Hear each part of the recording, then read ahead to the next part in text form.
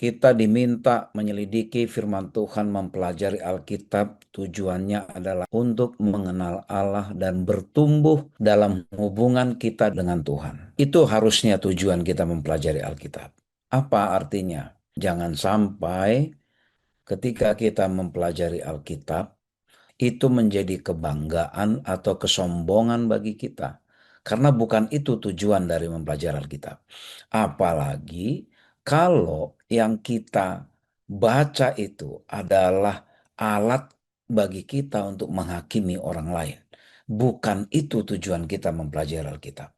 Tapi kita ingin mengenal Allah dan hubungan kita dengan Allah semakin bertumbuh. Apa sih hubungan dengan Allah semakin bertumbuh? Kita semakin merasakan keinginan ingin dekat selalu kepada Tuhan dan merasakan bahwa tanpa kehadiran Allah, hidup kita ini tidak ada artinya. Dan Allah mau hubungan kita ini hubungan timbal balik, bukan hubungan sepihak saja. Kalaupun Allah mengetuk hati kita tidak membuka pintu untuk mengizinkan Roh Kudus tinggal di dalam hati kita, kita tidak merasakan manfaat dari pengenalan kita akan Tuhan. Kita harus buka pintu, kita harus berikan dia tempat. Lalu apalagi? Percayalah bahwa ketika kita mempelajari Alkitab, selalu ada hal-hal yang baru yang kita pelajari.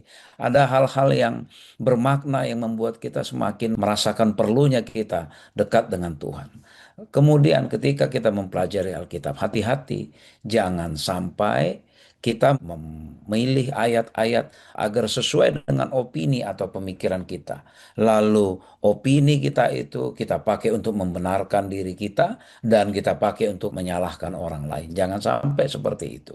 Sekali lagi tujuan kita mempelajari kitab adalah kita ingin mengenal Allah dan merasakan manfaat dari mengenal Allah itu kita bertumbuh, hubungan kita semakin dekat dengan Dia, hubungan kita semakin dalam, semakin kita rasakan kasih karunia itu. Dan seperti di pelajaran sebelumnya, ketika kita menyadari kedalaman kasih karunia itu, akan muncul selalu keinginan untuk membagikan pengalaman hidup kita itu kepada orang lain, agar orang lain pun bisa sama-sama merasakan manfaat dari memiliki hubungan dengan Tuhan. Dari mana kita bisa mendapatkan itu? Dengan cara menyediakan waktu, memilih tempat terbaik, mengosongkan pikiran, berdoa, mengizinkan Tuhan Roh Kudus yang akan memberikan inspirasi kepada kita ketika kita mempelajari Alkitab ayat demi ayat, kata demi kata, sehingga kita tahu bahwa Tuhan hadir di dalam setiap firman yang kita baca. Kiranya tujuan kita mempelajari kitab boleh menjadi berkat bagi diri kita